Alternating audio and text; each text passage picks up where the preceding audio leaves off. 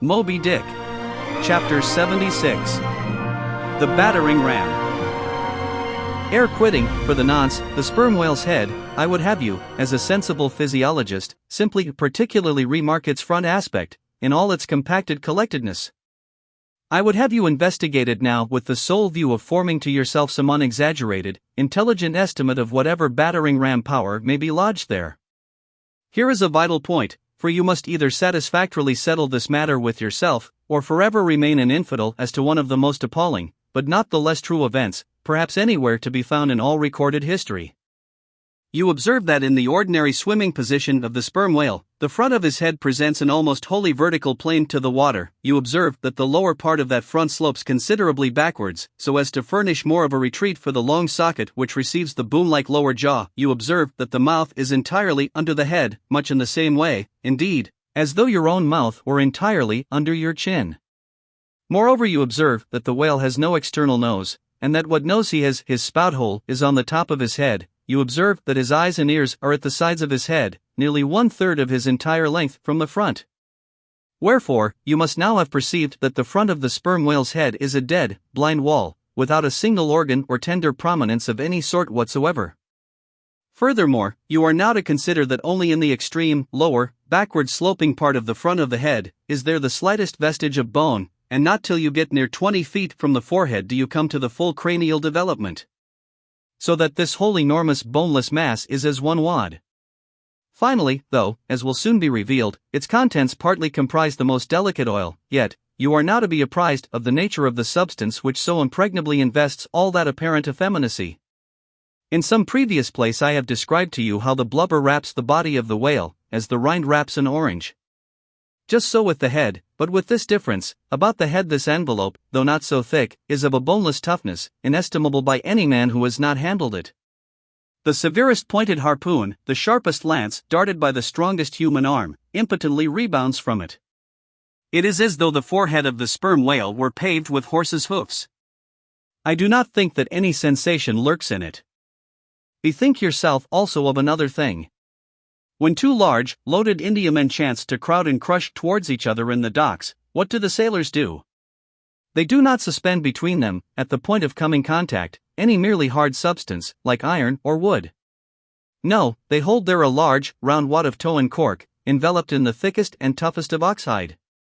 That bravely and uninjured takes the jam which would have snapped all their oaken handspikes and iron crowbars. By itself, this sufficiently illustrates the obvious fact I drive at.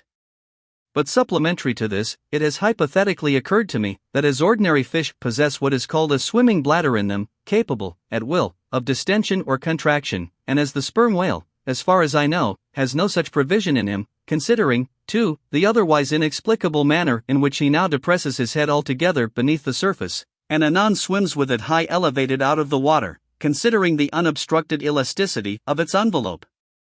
Considering the unique interior of his head, it has hypothetically occurred to me, I say, that those mystical lung-celled honeycombs there may possibly have some hitherto unknown and unsuspected connection with the outer air, so as to be susceptible to atmospheric distension and contraction. If this be so, fancy the irresistibleness of that might, to which the most impalpable and destructive of all elements contributes. Now, mark. Unerringly impelling this dead, impregnable, uninjurable wall, and this most buoyant thing within, there swims behind it all a mass of tremendous life, only to be adequately estimated as piled wood is by the cord, and all obedient to one volition, as the smallest insect. So that when I shall hereafter detail to you all the specialties and concentrations of potency everywhere lurking in this expansive monster, when I shall show you some of his more inconsiderable braining feats, I trust you will have renounced all ignorant incredulity, and be ready to abide by this, that though the sperm whale stove a passage through the Isthmus of Darien, and mixed the Atlantic with the Pacific, you would not elevate one hair of your eyebrow. For unless you own the whale, you are but a provincial and sentimentalist in truth. But clear truth is a thing for salamander giants only to encounter. How small the chances for the provincials then? What befell the weakling youth lifting the dread goddess's veil at Lays? Chapter 77. The Great Heidelburgh Tun. Now comes the bailing of the case. But to comprehend it aright, you must know something of the curious internal structure of the thing operated upon. Regarding the sperm whale's head as a solid oblong, you may, on an inclined plane, sideways divide it into two coins whereof the lower is the bony structure, forming the cranium and jaws, and the upper an unctuous mass wholly free from bones, its broad forward end forming the expanded vertical apparent forehead of the whale.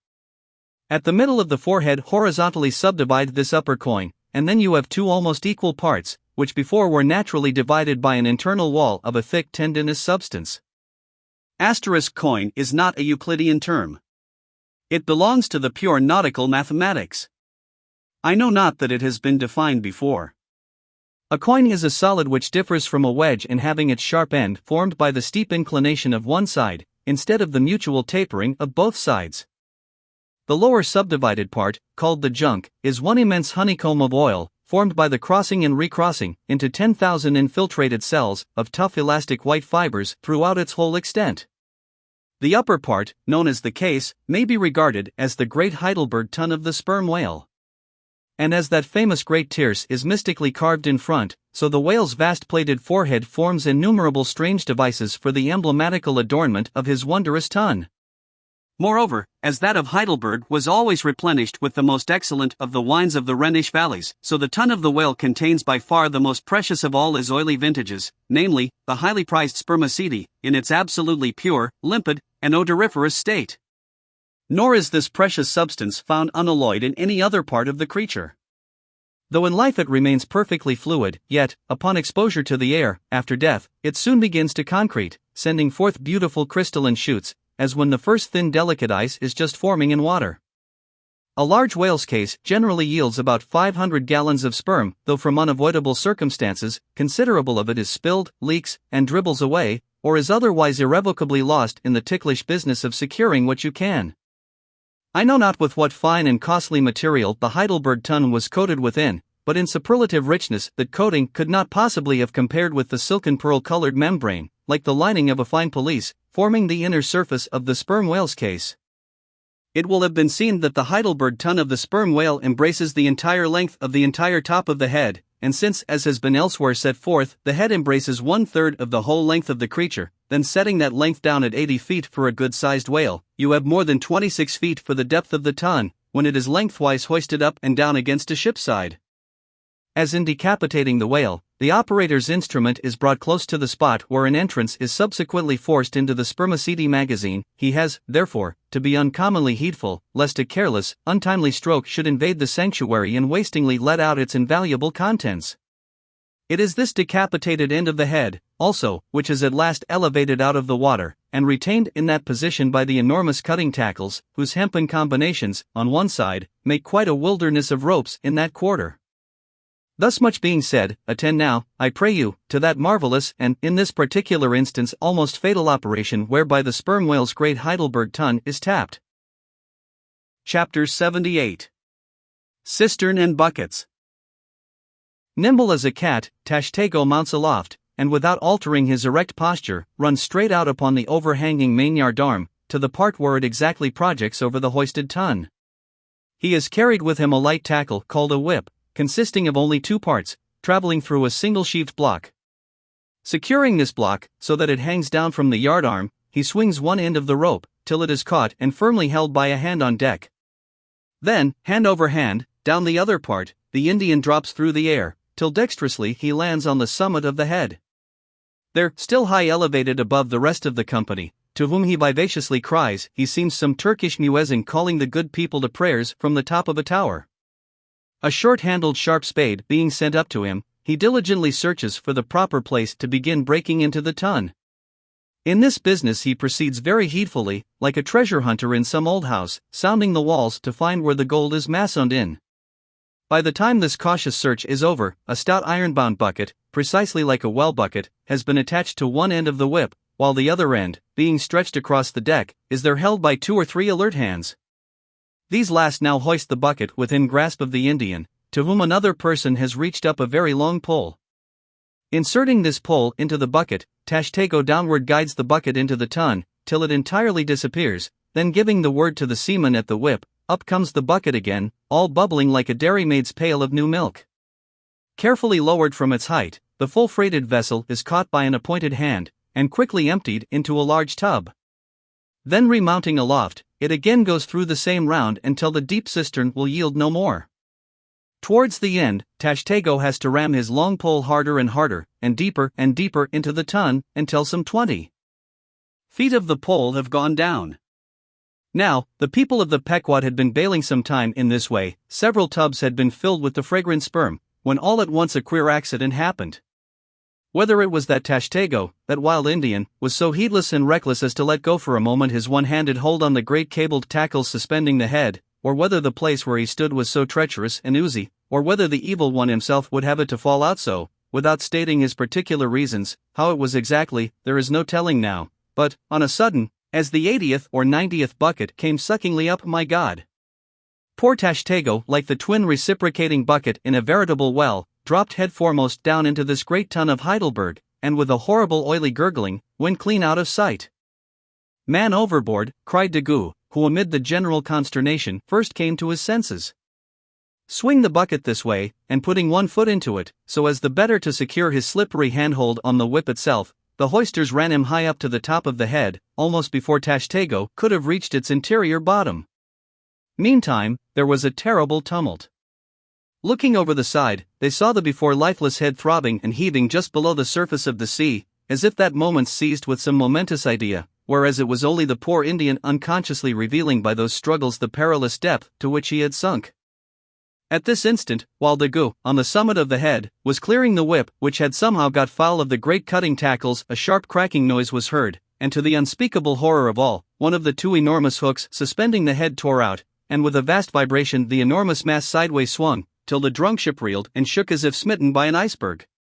The one remaining hook, upon which the entire strain now depended, seemed every instant to be on the point of giving way, an event still more likely from the violent motions of the head. Come down, yelled the seaman to Daggoo, but with one hand holding on to the heavy tackles, so that if the head should drop, he would still remain suspended. The negro, having cleared the foul line, rammed down the bucket into the now collapsed well, meaning that the buried harpooner should grasp it, and so be hoisted out. In heaven's name, man, cried Stubb, are you ramming home a cartridge there, avast? How will that help him, jamming that iron-bound bucket on top of his head? Avast, will ye? Stand clear of the tackle, cried a voice like the bursting of a rocket. Almost in the same instant, with a thunderboom, the enormous mass dropped into the sea, like Niagara's table rock into the whirlpool. The suddenly relieved hull rolled away from it, to far down her glittering copper, and all caught their breath, as half swinging now over the sailors' heads, and now over the water, Daggoo, through a thick mist of spray, was dimly beheld clinging to the pendulous tackles, while poor, buried alive Tashtego was sinking utterly down to the bottom of the sea. But hardly had the blinding vapor cleared away, when a naked figure with a boarding sword in his hand, was for one swift moment seen hovering over the bulwarks. The next, a loud splash announced that my brave Queequeg had dived to the rescue. One packed rush was made to the side, and every eye counted every ripple, as moment followed moment, and no sign of either the sinker or the diver could be seen. Some hands now jumped into a boat alongside, and pushed a little off from the ship. Ha! Ha! Cried Daggoo, all at once, from his now quiet, swinging perch overhead, and looking further off from the side, we saw an arm thrust upright from the blue waves, a sight strange to see, as an arm thrust forth from the grass over a grave. Both, it is both! Cried Daggoo again with a joyful shout, and soon after, Queequeg was seen boldly striking out with one hand, and with the other clutching the long hair of the Indian. Drawn into the waiting boat, they were quickly brought to the deck, but Tashtego was long in coming to, and Queequeg did not look very brisk. Now, how had this noble rescue been accomplished? Why, diving after the slowly descending head, Queequeg with his keen sword had made side lunges near its bottom, so as to scuttle a large hole there, then dropping his sword, had thrust his long arm far inwards and upwards, and so hauled out poor Tash by the head. He averred that upon first thrusting in for him, a leg was presented, but well knowing that that was not as it ought to be, and might occasion great trouble, he had thrust back the leg, and by a dexterous heave and toss, had wrought a somerset upon the Indian, so that with the next trial, he came forth in the good old way head foremost. As for the great head itself, that was doing as well as could be expected. And thus, through the courage and great skill in obstetrics of Queequeg, the deliverance, or rather, delivery of Tashtego, was successfully accomplished, in the teeth, too, of the most untoward and apparently hopeless impediments, which is a lesson by no means to be forgotten. Midwifery should be taught in the same course with fencing and boxing, riding and rowing. I know that this queer adventure of the gay headers will be sure to seem incredible to some landsmen, though they themselves may have either seen or heard of someone's falling into a cistern ashore, an accident which not seldom happens, and with much less reason too than the Indians, considering the exceeding slipperiness of the curb of the sperm whale's well. But, peradventure, it may be sagaciously urged, how is this? We thought the tissued, infiltrated head of the sperm whale was the lightest and most quirky part about him, and yet thou makest it sink in an element of a far greater specific gravity than itself. We have thee there. Not at all, but I have he, for at the time poor Tash fell in, the case had been nearly emptied of its lighter contents, leaving little but the dense tendinous wall of the well, the double-welded, hammered substance, as I have before said, much heavier than the sea-water, and a lump of which sinks in it like lead almost. But the tendency to rapid sinking in this substance was in the present instance materially counteracted by the other parts of the head remaining undetached from it, so that it sank very slowly and deliberately indeed, affording Queequeg a fair chance for performing his agile obstetrics on the run, as you may say. Yes, it was a running delivery, so it was. Now, had Tashtego perished in that head, it had been a very precious perishing, smothered in the very whitest and daintiest of fragrant spermaceti, coffined, hearsed, and tombed in the secret inner chamber and sanctum sanctorum of the whale. Only one sweeter end can readily be recalled: the delicious death of an Ohio honey hunter, who, seeking honey in the crotch of a hollow tree, found such exceeding store of it, that leaning too far over, it sucked him in, so that he died embalmed. How many, think ye, have likewise fallen into Plato's honey head, and sweetly perished there? Chapter 79. The Prairie. To scan the lines of his face, or feel the bumps on the head of this Leviathan, this is a thing which no physiognomist or phrenologist has as yet undertaken. Such an enterprise would seem almost as hopeful as for Lavater to have scrutinized the wrinkles on the rock of Gibraltar, or for Gall to have mounted a ladder and manipulated the dome of the Pantheon. Still, in that famous work of his, Lavater not only treats of the various faces of men, but also attentively studies the faces of horses, birds, serpents, and fish, and dwells in detail upon the modifications of expression discernible therein. Nor have Gall and his disciple Spurzheim failed to throw out some hints touching the phrenological characteristics of other beings than man. Therefore, though I am but ill-qualified for a pioneer in the application of these two semi-sciences to the whale, I will do my endeavor. I try all things, I achieve what I can. Physiognomically regarded, the sperm whale is an anomalous creature. He has no proper nose. And since the nose is the central and most conspicuous of the features, and since it perhaps most modifies and finally controls their combined expression, hence it would seem that its entire absence, as an external appendage, must very largely affect the countenance of the whale. For as in landscape gardening, a spire, cupola, monument, or tower of some sort, is deemed almost indispensable to the completion of the scene, so no face can be physiognomically in keeping without the elevated openwork belfry of the nose. Dash the nose from Phidias's marble Jove, and what a sorry remainder! Nevertheless, Leviathan is of so mighty a magnitude, all his proportions are so stately, that the same deficiency which in the sculptured Jove were hideous, in him is no blemish at all. Nay, it is an added grandeur. A nose to the whale would have been impertinent. As on your physiognomical voyage you sail round his vast head in your jolly boat, your noble conceptions of him are never insulted by the reflection that he has a nose to be pulled.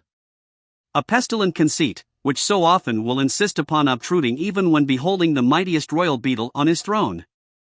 In some particulars, perhaps the most imposing physiognomical view to be had of the sperm whale is that of the full front of his head. This aspect is sublime.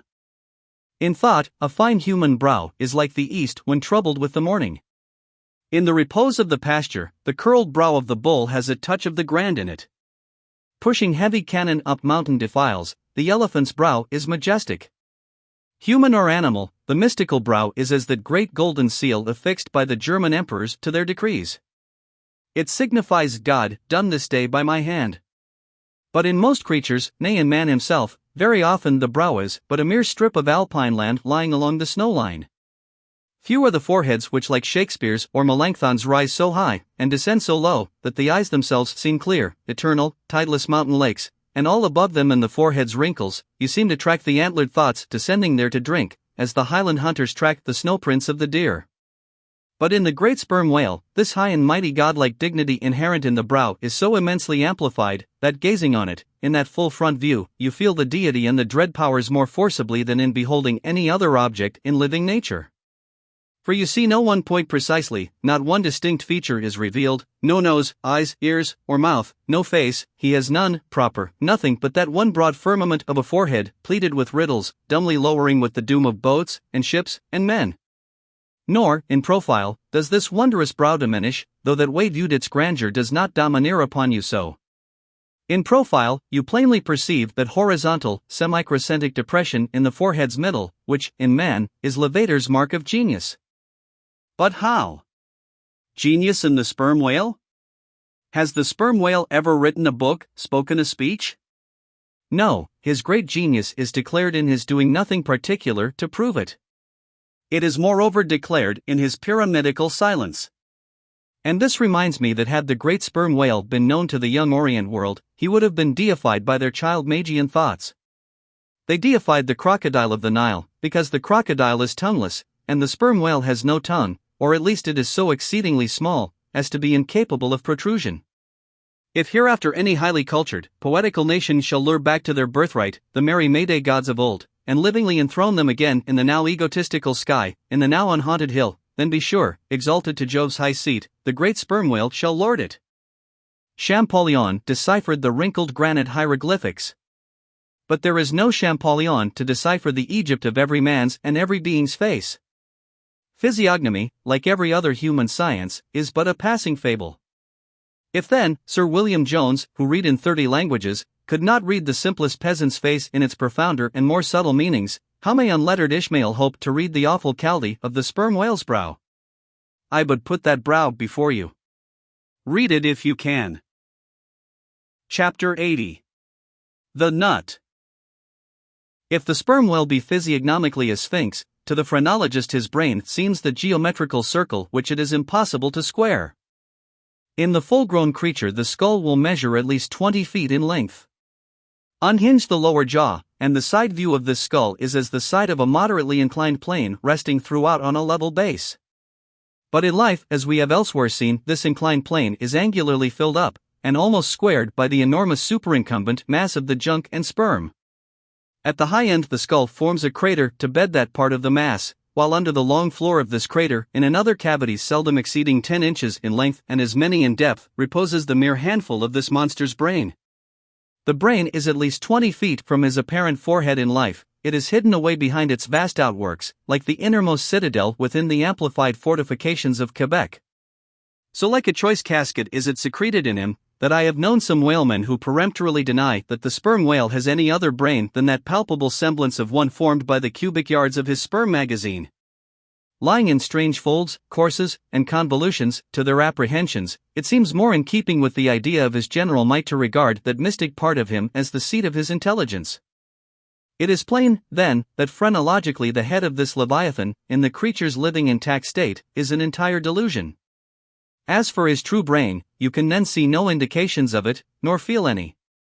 The whale, like all things that are mighty, wears a false brow to the common world. If you unload his skull of its spermy heaps and then take a rear view of its rear end, which is the high end, you will be struck by its resemblance to the human skull, beheld in the same situation, and from the same point of view. Indeed, place this reversed skull, scaled down to the human magnitude, among a plate of men's skulls, and you would involuntarily confound it with them, and remarking the depressions on one part of its summit, in phrenological phrase you would say, this man had no self-esteem, and no veneration. And by those negations, considered along with the affirmative fact of his prodigious bulk and power, you can best form to yourself the truest, though not the most exhilarating conception of what the most exalted potency is. But if from the comparative dimensions of the whale's proper brain, you deem it incapable of being adequately charted, then I have another idea for you. If you attentively regard almost any quadruped's spine, you will be struck with the resemblance of its vertebrae to a strung necklace of dwarf skulls, all bearing rudimental resemblance to the skull proper. It is a German conceit that the vertebrae are absolutely undeveloped skulls. But the curious external resemblance, I take it the Germans were not the first men to perceive. A foreign friend once pointed it out to me, in the skeleton of a foe he had slain, and with the vertebrae of which he was inlaying, in a sort of basso relievo, the beaked prow of his canoe. Now, I consider that the phrenologists have omitted an important thing in not pushing their investigations from the cerebellum through the spinal canal. For I believe that much of a man's character will be found betokened in his backbone. I would rather feel your spine than your skull, whoever you are. A thin joist of a spine never yet upheld a full and noble soul. I rejoice in my spine, as in the firm audacious staff of that flag which I fling half out to the world. Apply this spinal branch of phrenology to the sperm whale.